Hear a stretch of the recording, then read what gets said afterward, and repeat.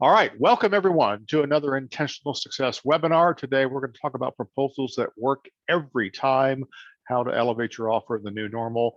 And of course, the title is just a little bit of a fib because proposals are never going to work every single time, but we certainly want them to work more often. And we want to avoid writing proposals that we're not going to win because proposals are very expensive and time consuming for you to put together.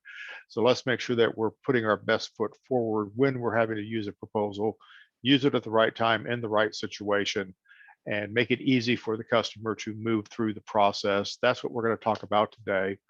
If you're new, I am Tom Stimson. I am the Stimson Group. I work with the owners and management teams of companies in the live events space, primarily production rental, creative production, that sort of thing, but basically all through the AV community. This is where I work. So if you want to elevate your thinking, get your decision making online, adapt, please, let's have a conversation about that. So this is, of course, being recorded, as you just heard. Record goes up for a month, but it does live on in the Intentional Success networking site, which you can access, and that's included in the email follow-up that you'll get later on today to tell you how to access this recording. Please post questions in the Q&A box. I don't always get to follow the chat during the call, but hey, say hi to everybody. Let us know where you're watching from, like Ash and Anthony did. So before we go any further, if we've never had a conversation, we should have one, right? Let's talk. If you're the owner of the business, you're part of senior management, a principal in the organization, reach out. Let's have an honest conversation about what's going on in your business and where you would like to be. See if there's some way that we might work together. Or if nothing else, if there's a piece of advice I can give you that will get you on to next week. And sometimes that's all it takes, right? So reach out or go to my website, access an intro call. Happy to visit with you. I'm going to do a pandemic update, mainly because it is the 2-year anniversary of the first time that I and many of my clients became aware that this was going to be a thing. 2 long years. We've had some good months coming back. We've had some bad months coming back. We're in a feast and famine cycle again. However, demand still seems to be pretty strong in markets where meetings are happening, where they know what their choices are. When they don't know what their choices are, the markets get a little bit quiet. So if you don't know if you can be in person or virtual, then buyers tend to wait a little bit to see if there's some certainty on there. But once they've made a decision about in person or virtual or hybrid, once the market has told them what they need to do, there seems to be plenty of work coming through the pipeline. So that means that we need to stick with our best practices of remaining scalable. It is working. I'm getting financial reports from 2022 from many companies that said, hey, this worked. Last year was a good year. Revenues were up over the year prior, which wasn't hard. Profits were way up. And I'm seeing folks approaching their 2019 revenue numbers, but many times higher in net profit. So I will also say that streaming seems to be here to stay. It's now becoming, in the corporate policy world, becoming a policy in their organizations that they will use streaming where they can.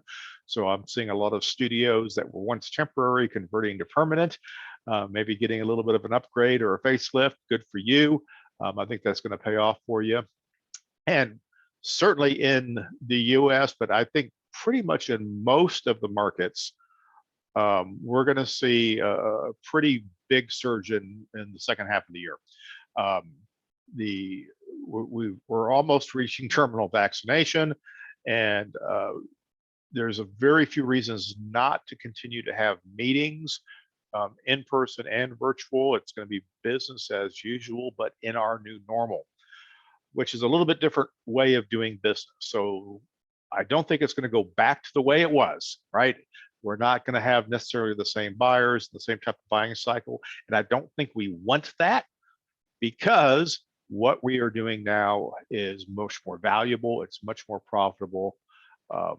And I think we were in a really good spot for the next couple of years to make up a lot of ground that we had lost prior to the pandemic and shrinking margins and that sort of thing. So Enough about that. Let's talk about proposals. Um, so, like I said, yeah, they're not going to work every time, but if you follow my process and heed my advice, you will write fewer proposals that don't get a response or don't get the outcome that you're looking for. You're going to leave less money on the table, which is hugely important, because any money you leave on the table in the proposal process is lost profit. I mean, that goes straight to the bottom line. So if you're giving up money to win a job because you didn't follow the process that would get you a better proposal, that's money you'll never get back. You're going to meet your customer expectations a lot more often if you will take some of the advice from this webinar. And you're going to learn that change orders and those things that you used to avoid before are really are very valuable, not just to you, but to your customer, to continue to fine tune the job after it's been sold or after it's been confirmed. It all starts with a better proposal, and that means a better proposal process, right?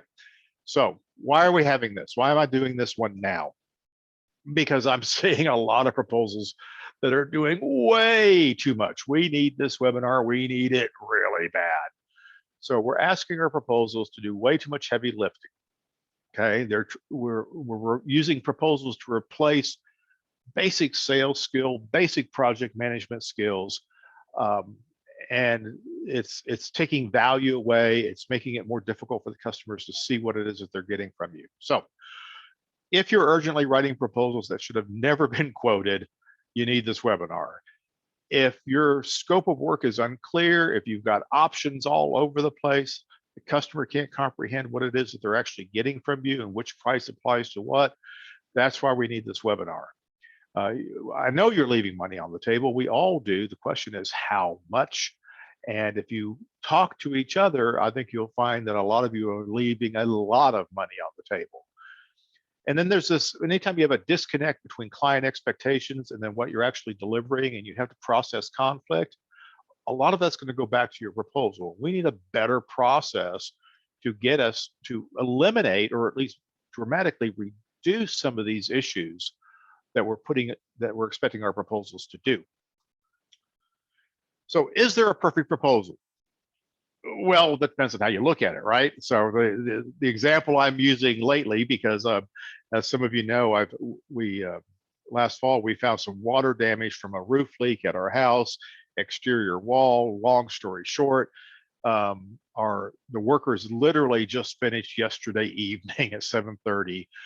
Took us months to get a contractor out to do the actual repairs in a way, somebody that we wanted to do business with. And then of course it took 6 weeks from beginning to end, because they just don't show up one day at a time, one day after another, and get it all done. It takes time to get these things scheduled. So we've just gone through 6 weeks of, a third of our house being under restoration. I won't say renovation. So this proposal right now is near and dear to my heart. So imagine you get a call from home that says, oh, we've got sewage leaking in the upstairs bathroom. It's running down the wall in the lower and hitting the basement. Your TV room's flooded. Horrible, horrible, horrible scenario. What are we going to do about it? Well, we're going to call a plumber, right? And you call a plumber, they say, well, we could probably just stop that sewer leak. It's a $200 service call. But if I get there and I find out it's more, I'm going to charge you more. It's like, okay. I mean, stopping the leak, will that fix it? No, I'm just going to stop it. You won't be able to use that bathroom. Blah, blah. That's not what I'm looking for. Well, I'll tell you, I can probably fix the leak, but let me come take a look at it. So I look at it and say, I'll fix the leak for $300 more. But what about all the sewage? Well, yeah, I don't want to remove all of that. That's nasty. You want me to do that? Okay, well, we'll charge you $900 to do that. See where I'm going with this? So it keeps going on. You've got not just a sewer leak, you got to fix the leak, you got to clean up, you got to repair the structural damage that was caused by that. That's the world I've been living in. You've got carpet to replace, you've got paint to replace, and it keeps adding up. So all of a sudden your $200 service call, you're repainting the walls. Why didn't we just start with what you want which was restore the home to original and make sure that we don't get any mold. And all of these other things would be taken care of. And if what I end up with is a proposal which is basically a list of options, I've got to scrutinize every single one of these things. So in the best case scenario, putting yourself in the customer role, the perfect proposal would provide enough information for you, the buyer, to choose what you need and want. And there's a reason that this proposal, which ends this way, and oh, by the way, I'll get it done in 3 days. There's a reason this proposal would work if the project manager came out, did the assessment while somebody's fixing the leak, and said, look, here's everything that needs to be done, and here's how we will solve it. Right? It's a customer-focused proposal. There's nothing in here about how it gets done. There's no list of parts. There's no list of tools. There's no man hours on here.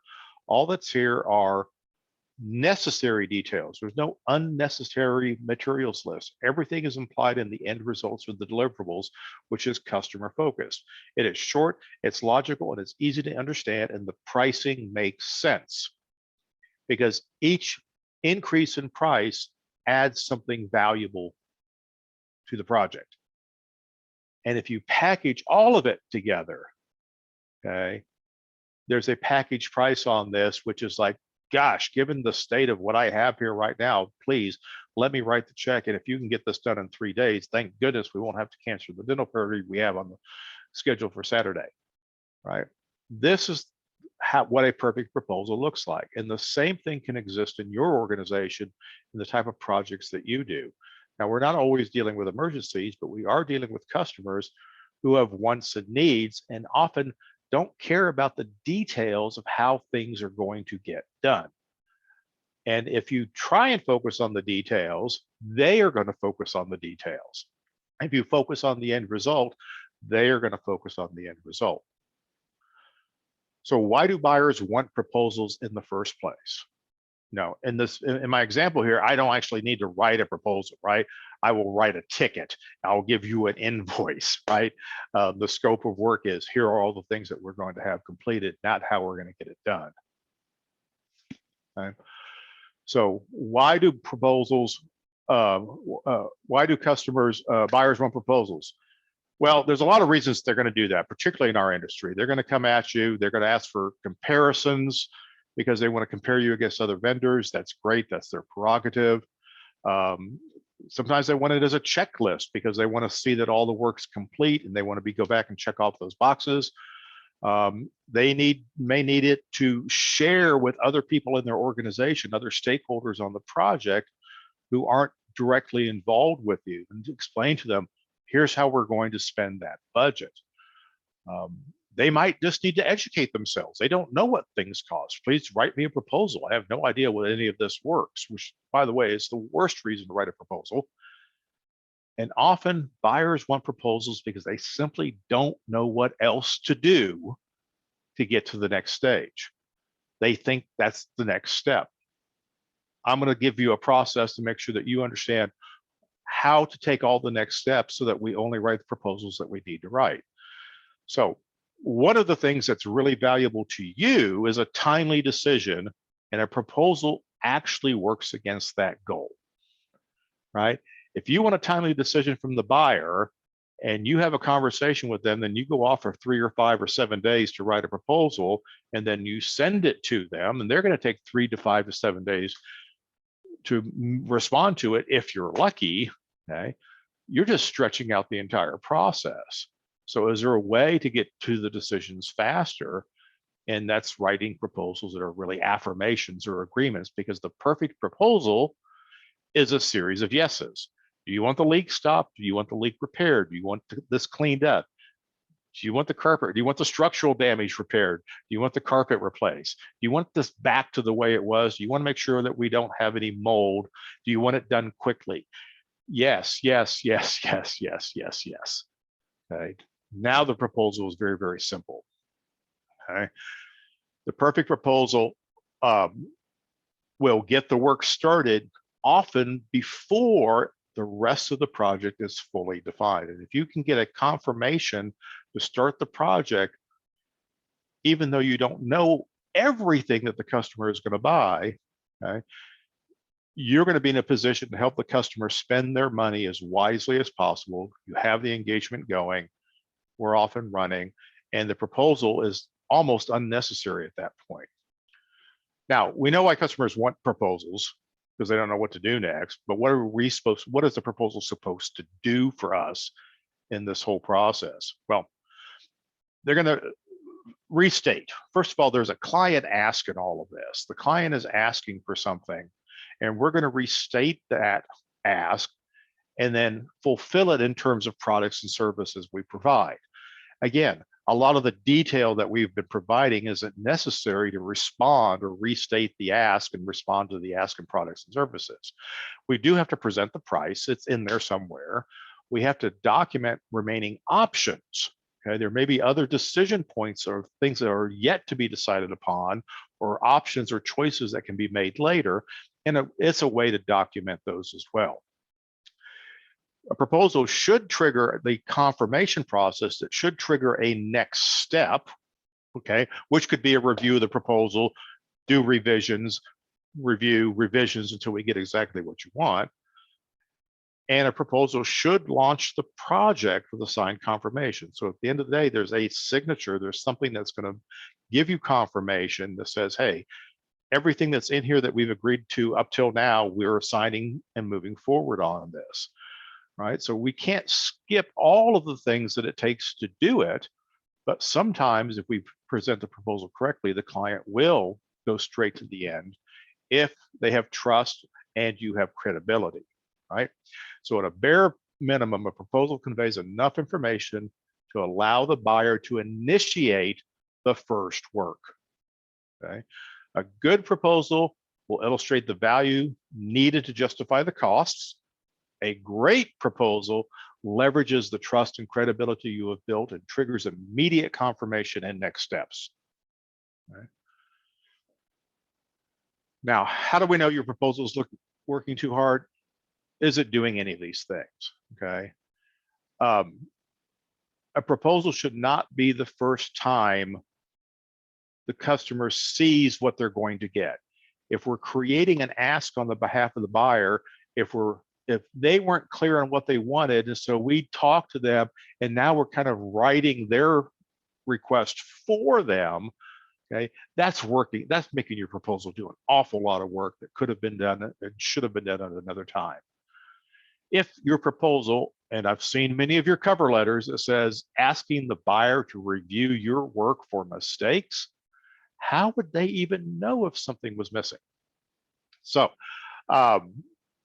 if a proposal introduces options that are simply not intuitive, the buyer is forced to rethink the whole process. Well, wait a minute, how does this fit in?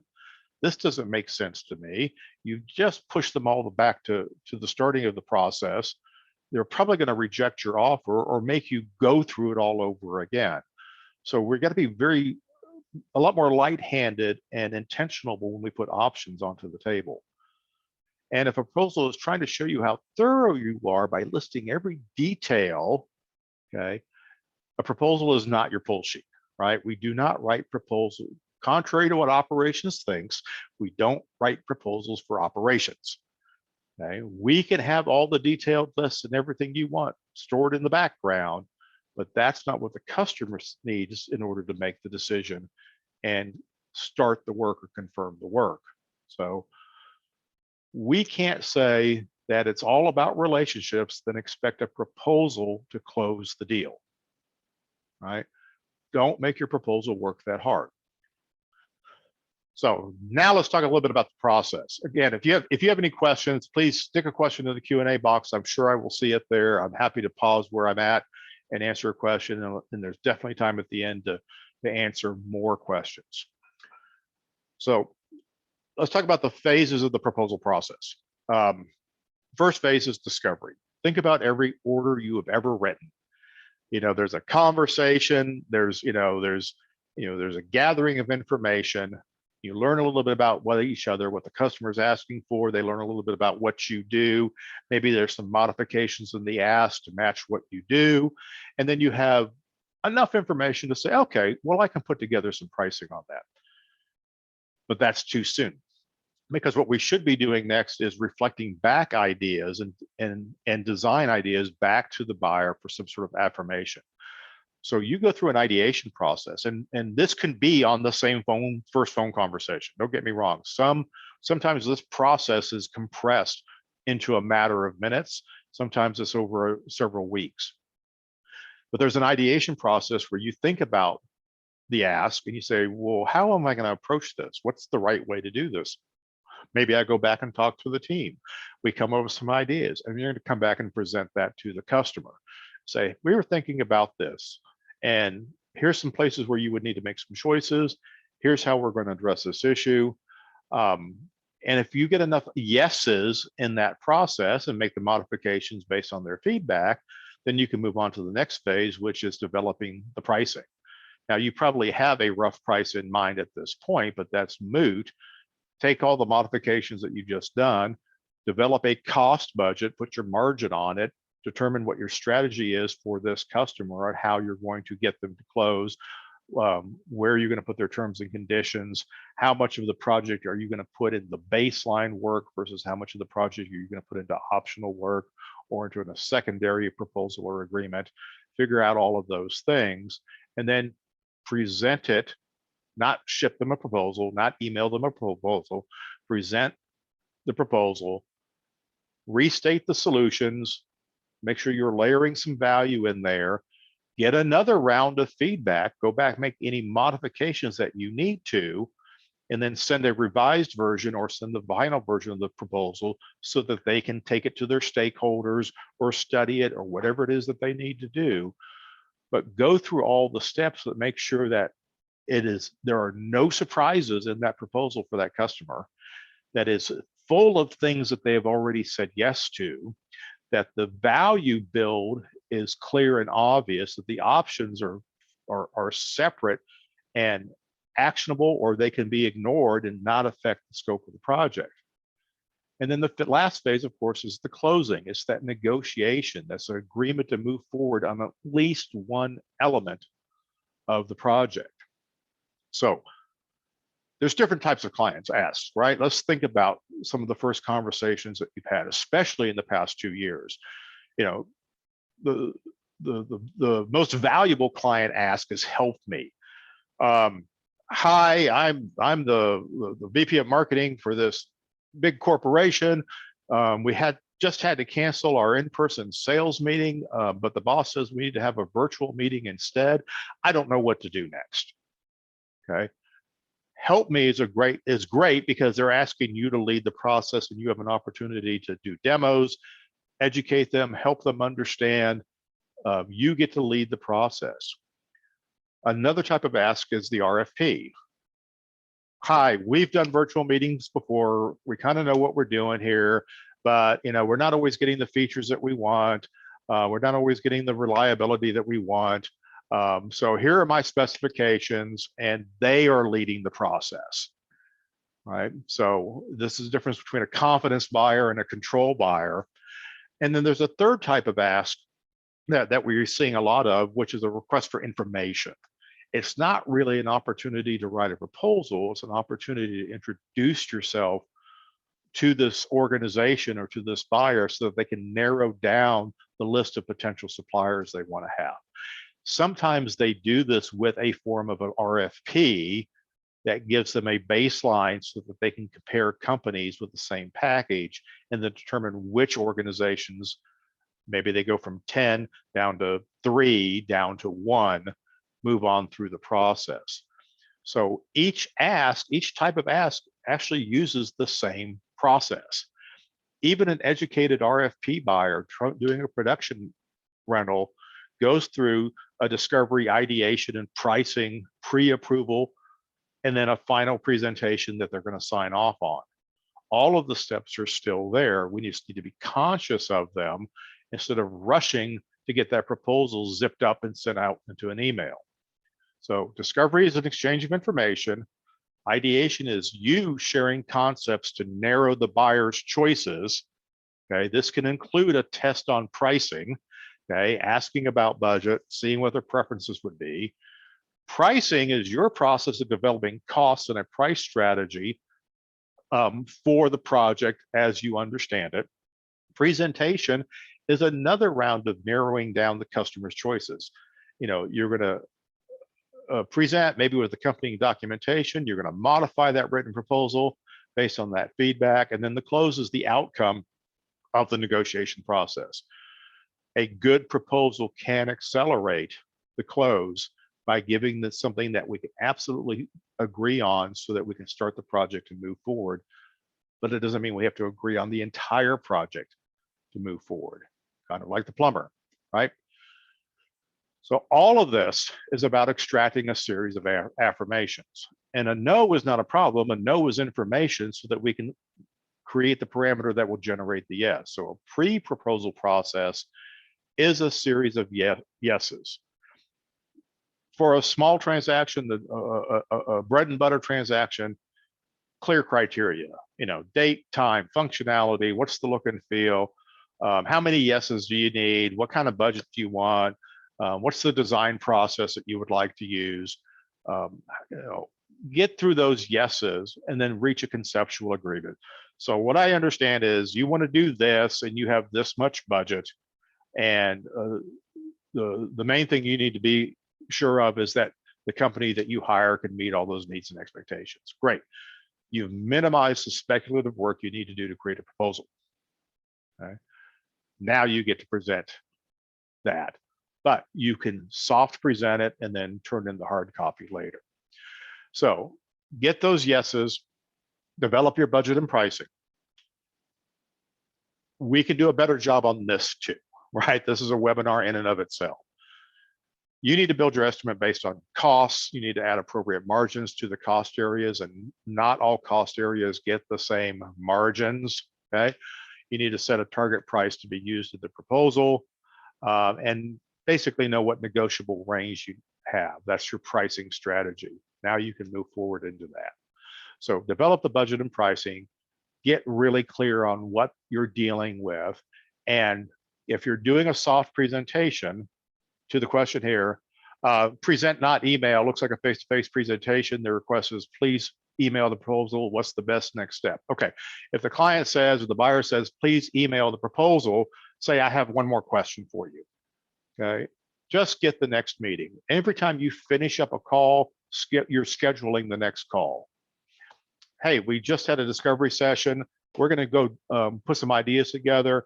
Can I bring those ideas back to you? Can you talk to me on Thursday? Great, we talked to you on Thursday. Let me go back and take these modifications. Can I talk to you again on Monday? Talk to them on Monday. On Monday, I said, here's what our proposal would look like.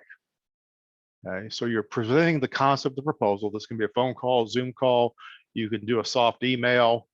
And if we can get the modifications and some feedback from you, and they go, oh, you know, my boss doesn't like it when they see that in there. Oh my goodness, no, we can't see travel.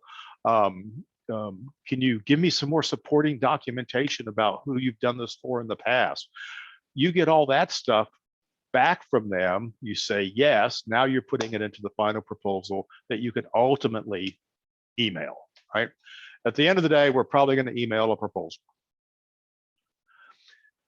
So let's talk a little bit about taking the traditional AV rental, production rental, lighting and sound operational order that we use to develop our budget, which is basically a list of the parts and pieces and the labor so that we can figure out what the price of it actually needs to be.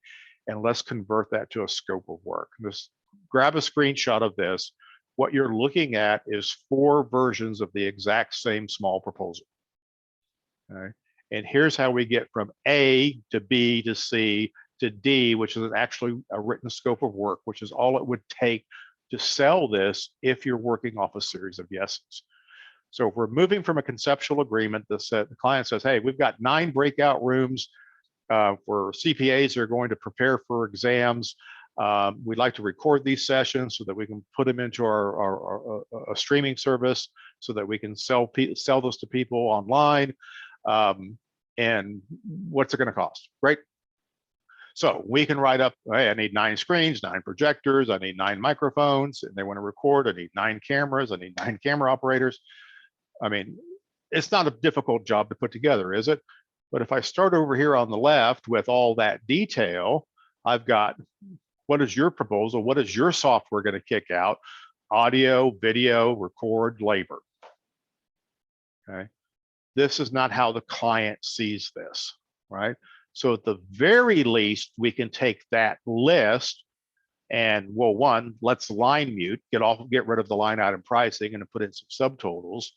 But also in version B here, we regroup the same products into a logical package that the customer would understand, which is you've got presenter support, the bare minimum that it takes to support the presenters, projector, screen, and microphone.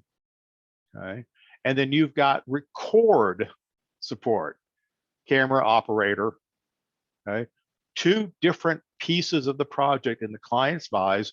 They'll see the 2 budgets the way they want. And oh, by the way, if we go to C, we can get rid of all of the line items and details and basically change what we're calling it and say, hey, we're going to do 9 breakout rooms with AV systems. We're going to provide you 9 technicians to make sure everything goes well. Now I'm converting that into this final version, which is a language. It's a simple scope of work. What are we doing today? Hey, I'm providing AV equipment for each room. We'll have a projector and a screen of appropriate size, plus a choice of wireless microphones connected to the house sound system. We're going to have a camera system and an operator to document each session. We'll have an AV operator to make sure everything goes well. We're going to hand you a recording at the end of the day. All delivery and setup is included, and the union labor requirements are met. Okay. That is way more valuable. That is, I'm going to restore your home and get it done in 3 days, $6,000 in a proposal format. Okay.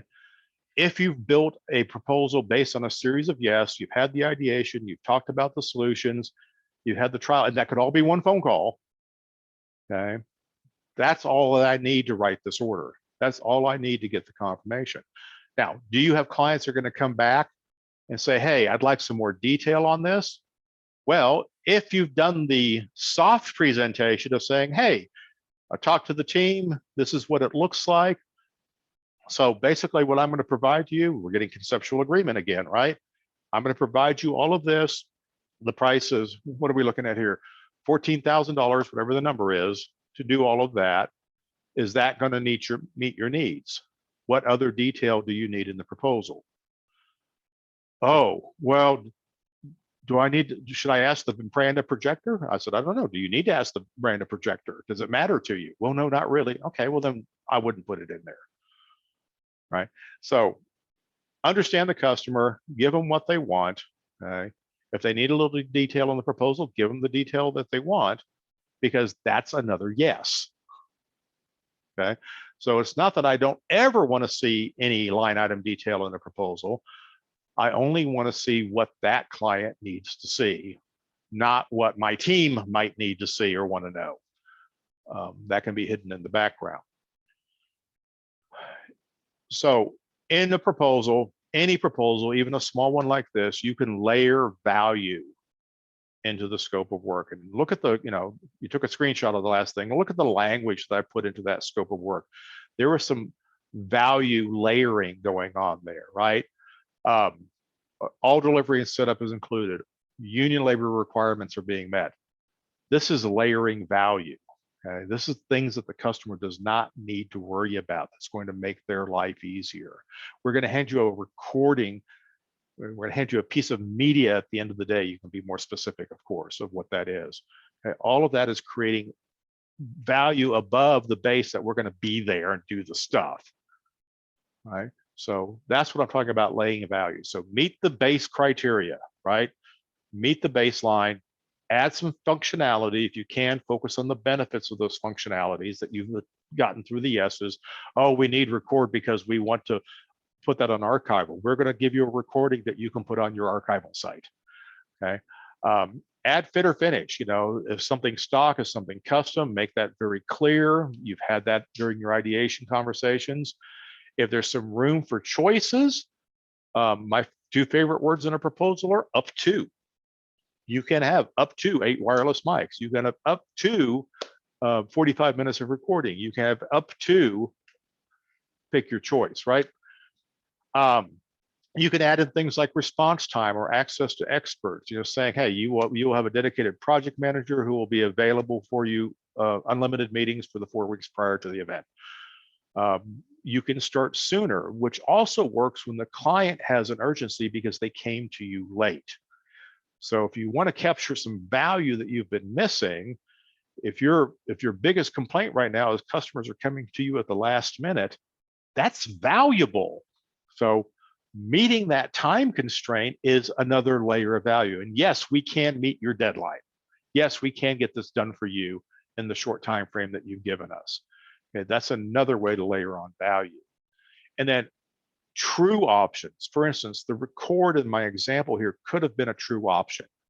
And by separating it out in the scope of work, we made it really easy, because now all we need to do is say, hey, in addition, here is an option for doing the record, right?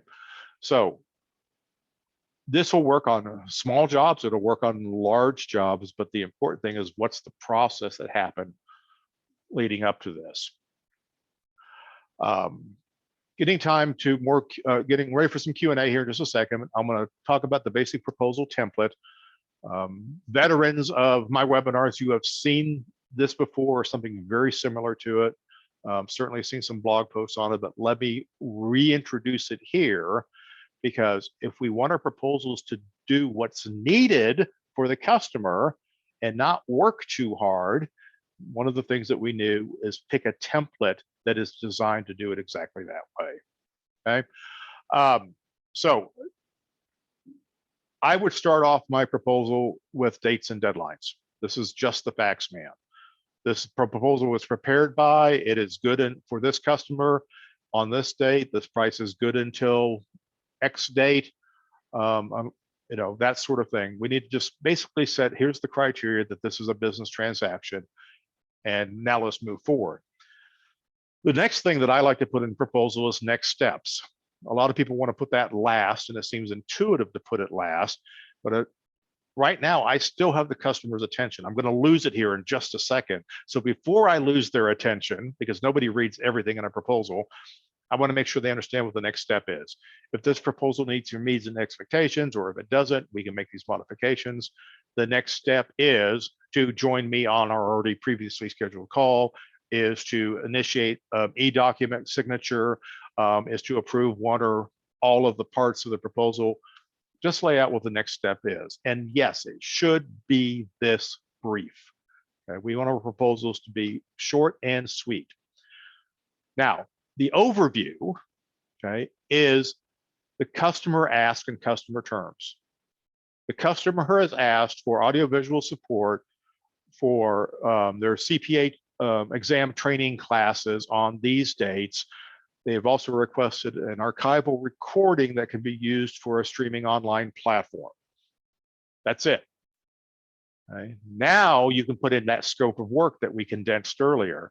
Here's the scope of work. Describe what's going to be provided or the work that's going to be performed. Again, in customer terms, not in our language, in their language. If there are any deadlines or delivery dates that are applicable, the client is expected to have their pre-recorded streaming presentation delivered to us by this date so that we can edit and process it in time for your event. You can write those things into the scope of work. You can put some inclusions or exclusions. Basically, the majority of your proposal will be within the scope of work. Okay. Budget, when you get to the budget part, this is your pricing. This is a summary. Just summarize the pricing, provide the details in price and quantity that the customer can freely alter. The problem with the line item proposals that we send folks is that there's a bunch of information there with a bunch of quantities and durations, but the client's not allowed to change them. How frustrating is that? So just give them the information that they can affect. Ooh, you know what? We thought we were going to have 9 rooms. We're going to have 10 now. How will that affect my price? Well, this is going to be pretty obvious if we built the proposal appropriately. Now, options, when you have them, true options, these are also mini scope of work descriptions. So it's an additional scope of work with an additional budget. Okay. Very often I want to put options on the other side of confirmation. If they're big options, I want to put them in a different proposal altogether. If it's a variation on the same job, then I want to put together an A budget and a B budget with separate scopes of work and separate pricing. But if you have some legitimate options that are addendums to this scope of work, then by all means describe them with their own miniature scope of work and their miniature budget. Summary and terms, okay? You've got each scope of work element and deliverable, of which on a major project, particularly a streaming project, there could be many. There's the pre-production budget, there's the recording and editing budget, there's the platform setup, there's the registration customization. You know, each of those elements can be summarized and priced if that's how the customer wants to see it. Or at the very least, here are the major elements of the project. Here is the combined price of that, because none of these are optional, but we want to make sure that they understand that all of these things are included, which is also in the scope of work, which, oh, by the way, they didn't read because they went straight to the budget, right? And then finally, confirmation. And today, what is it's 2022? How about a link to a secure signature documentation, a PandaDoc, a DocuSign? Goodness gracious, maybe even a way to make a payment or make a deposit to initiate the project. If you can't confirm a project from your phone easily, then we're probably not with the program, right? And always make sure that the link for this expires when the deadline in the proposal says it will, because otherwise people are going to take advantage of you. So what about the document itself? Well, look, a live presentation of your proposal can certainly build some impact, and we definitely want to get that soft launch of the proposal in if we can, because that's going to make sure that our buyer, or the person who's controlling the gate for us, is getting their opportunity to build the value in their mind, which they're going to share with other people. But a written proposal does have to meet some other criteria, which is it's got to document some things for people who weren't in that conversation. So take the time to do all of that. Now, again, this is all about process, right? The reason we want to do this, never forget, your value is much greater than the sum of the parts that it took to put the proposal together. Okay? If you will put a proposal process in there that creates value and makes the value more apparent to the buyer, gives them access to the intelligence and the people that they need in order to be confident in their decision, if it's reinforcing your credibility, even if it's in a very compressed project, you're going to have much greater success, and you're going to get more money for the same work, right? Now, prospects will agree to a lot of things long before they agree to everything. So here in our new normal, be prepared to confirm part of a job. Be prepared to break your proposal into multiple separate proposals so that you have one proposal just to get the design work started. Okay, and that design work is going to help influence what the rest of the proposals actually need to be. You know, just like the plumber situation. Yes, we're gonna stop the leak and we'll get the leak fixed, but we also need to pull this wall out to see how much damage there is, so I can tell you how much it's really going to cost to repair the structural damage. Right? So you can create a cascading process of yeses by doing confirmed pieces of work, and say, well, what's the final job going to be? I'll let you know when it's done, but we know we're going to do it, right? And then just remember that proposals reflect agreements and allow the business side of the relationship to progress. We're going to put our energy into enlightening and endearing the customer to us, and then we're going to hand them a piece of documentation that says that we can go ahead and do business together. And that is as much for us as it is for them, because it defines the parameters. It tells us when we're out of scope. It tells us when there's going to be additional costs. It tells us when we might need to give them money back because they decided in the middle of the project that they didn't need to do a piece of it. Okay? All of it's there to help both sides maintain clear expectations and get this thing to the end. So that, in a nutshell, was a better proposal by using a better proposal process. So I've got a couple of questions here. I'm excited to get to them, and keep more of them coming. Use the Q&A box if you can. Let me see.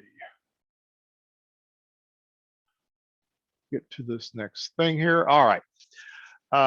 Again, if you want to have a conversation with me, owner, principal, senior management team, you want to fix your proposals, you want to redeploy your sales team differently, you want to fire some clients, whatever is on your mind, if you're not sure about what to do next or what the best practice might be, let's have a conversation. I'll be frank and honest with you about that. But if there's more things that we can do together, I'd love to work with more of you. So again, this book is still very timely. It's only been out for a year. You should have it on your desk. Your team should see this. Your marketing team, by all means, should see this. And I work with quite a few marketing teams. So part of what our working together means that I work with your marketing team to help them be more intentional about filling your sales funnel. I do that as well. So next month's webinar, this will be fun. Should you be quietly plotting your exit strategy? Owners, talking to you guys, there's some things you need to be doing about planning ahead. I want to share some of those things with you. You don't have to sell your business to run a good business. Everything that will help you sell your business is the same thing that we need to do just to run a healthy business. So next month's webinar is really about running a healthy business, whether you're going to sell it or not.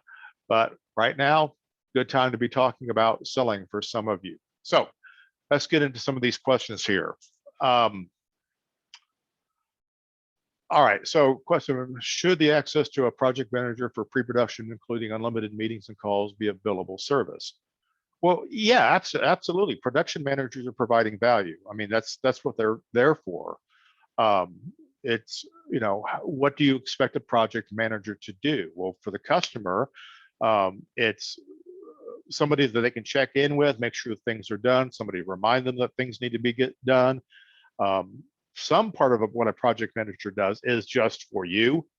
It's part of your internal process, which doesn't really add any value for the customer. It just keeps you guys from messing up. But most project managers should be customer facing, customer supporting, and creating value for the customer. And by all means, whether you charge the client or not, there is a cost related to having project managers in your process. There is a cost. So you need to reflect that in your cost. Access to a project manager has a cost, whether you tell the client it does or not. Next question. Do you recommend including relevant previous client testimonials, pics in a proposal? If so, could that be a good standard operating procedure or suitable based on a particular proposal? So if you're following this process and the discovery process, you need to do your dog and pony show and present some things to the customer, to the buyer, to qualify yourself, including, testimonials, pics, things like that, to help them move forward and make choices. Sometimes you need to include that because they're going to share the proposal with someone else. So in that soft proposal presentation that I'm going to do before I send them the final proposal, a question I might ask them is, who else is in the decision-making process? Would you like me to include the marketing materials that we shared when you met the owner of the company in that one phone call? Oh yeah, I'd love to share that. Awesome. Then you put it in there. Very often you don't actually need it, and it's all on your website anyway, for goodness sake. So so it is, to your point, it is a situational yes. How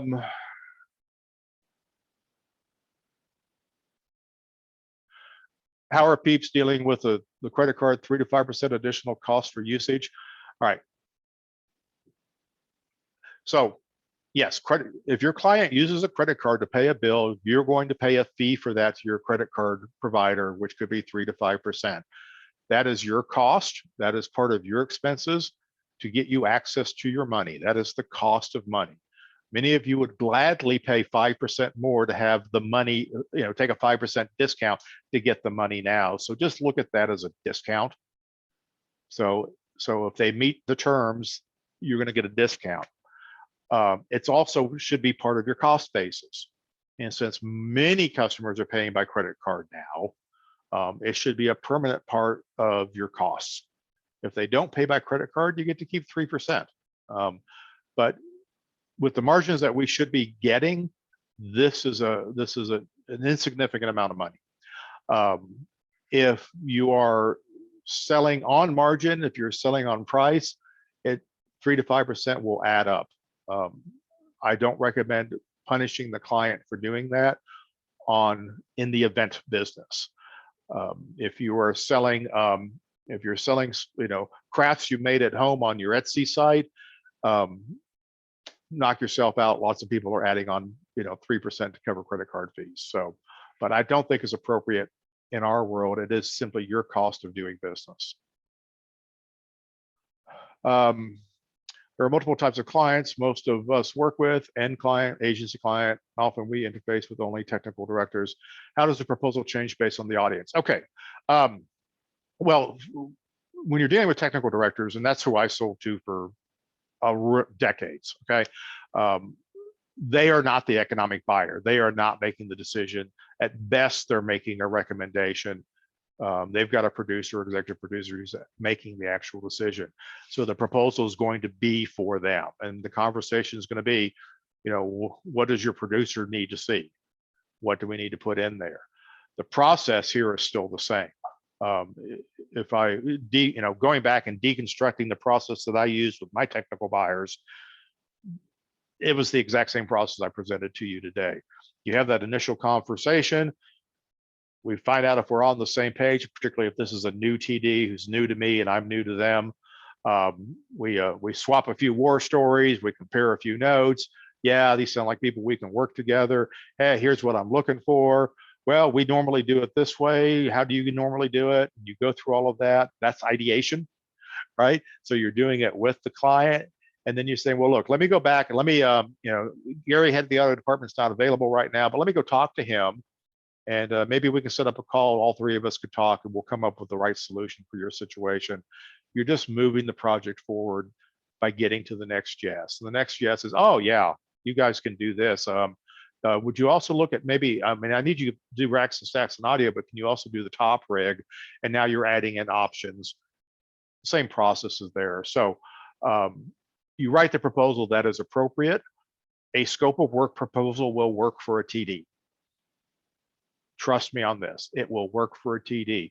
If you have trust and credibility, if you can say, if you can put a one line item, we're going to provide everything you asked for and it's going to work, and you have the clout to say that and get paid for it, that proposal can work. So, but do adjust the proposal.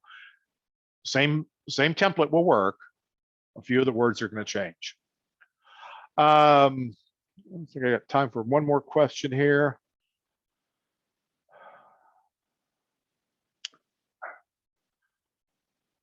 Okay.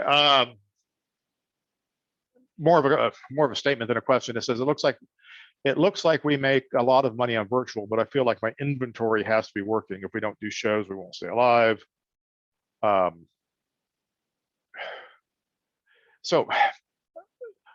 So virtual events have a lot of gross profit in them.